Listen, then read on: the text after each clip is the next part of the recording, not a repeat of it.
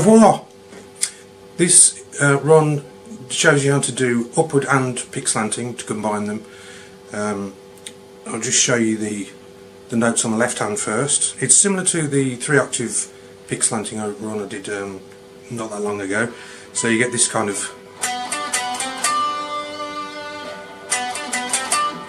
figure. So it's 9, 12, back to 9, 10 and 12. Then on the G exactly the same frets. And on the B it's 10, 12, 10, 13, 10, 12, 13. And then the top string, exactly the same.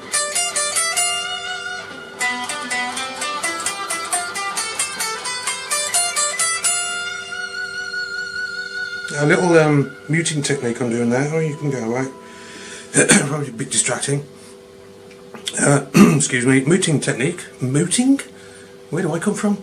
Muting technique on the end there.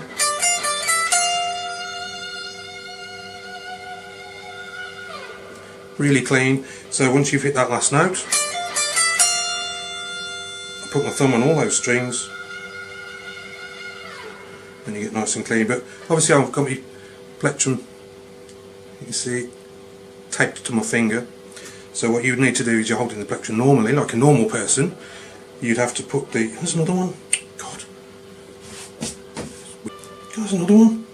I should brush my hair more often. Right, try again.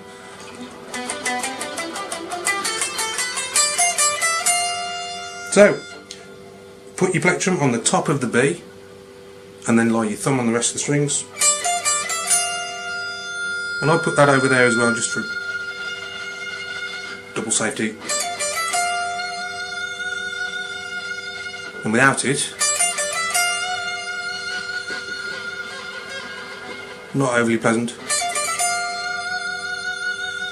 And also when you rest your plectrum on there, make sure your first finger is out of the way of the E, so just slant the plectrum back a little bit so that this finger comes further away from the E, or you'll get this.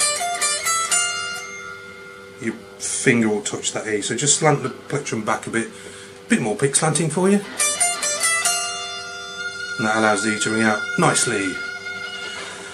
Okay, onto the right hand. So we're going to start with upward pick slanting, which means you angle the plectrum down towards the floor. That sounds a bit counterintuitive. Why is it called upward pick slanting then, I hear you say? It's nothing to do with the angle of the plectrum, it's to do with what stroke you hit the next string on. So if you angle it that way, it helps us do a nice clean upstroke on the next string. So that's why it's called upward pick slanting, even though the plectrum's facing down towards the floor. So if we didn't slant that there, see, we need to do an up on the G, and now I'm stuck on the top side of the G. I need to be the other side of the G to do an up. So the only way to get around that would be to hop over, which takes time. Oops.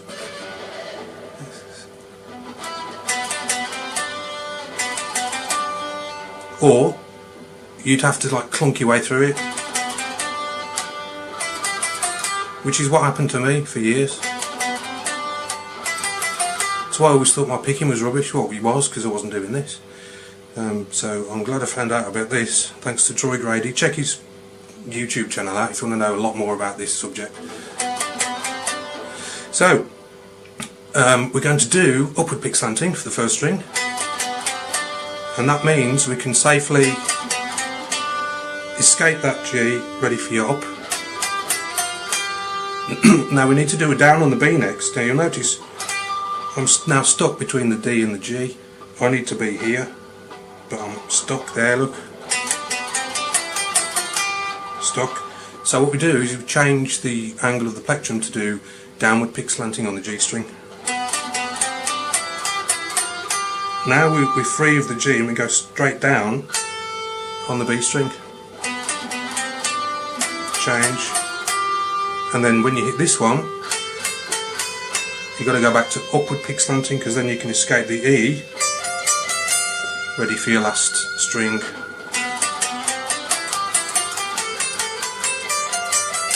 Now you don't have to change on the last one because it's the last string, but I do tend to change it. I do tend to revert back.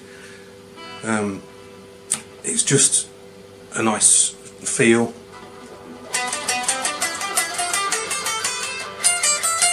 So I changed there, but you just don't need to. It's completely unnecessary. But you know, once you've got that going, it's nice just to keep that going. It's good exercise as well, because if you're doing more strings, if you got used to doing this exercise using 4 strings and you started on, say, the 5th string, you might not be comfortable going to a different angle if you're used to staying on the same one. So it is totally unnecessary, but I like to do it anyway. So I go upward, down, up, down, but you could stay with up because it's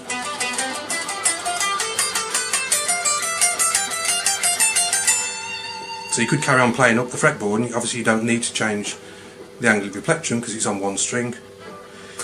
So if, the only time pick slanting benefits us is when we're changing strings. So if you're stay on the same string, there's no need to do any pick slanting of any kind. So you could do either, it doesn't matter, but you don't have to do any either. So you could do upward, downward, or none at all. Doesn't make any difference. So is that it? I think that's it.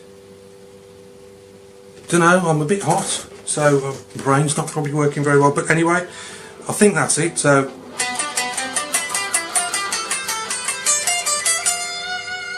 that'll help you get around over those strings, and that bit of muting will help with that last note and keeping everything clean. So that's that for today. Please subscribe down below if you like what I do.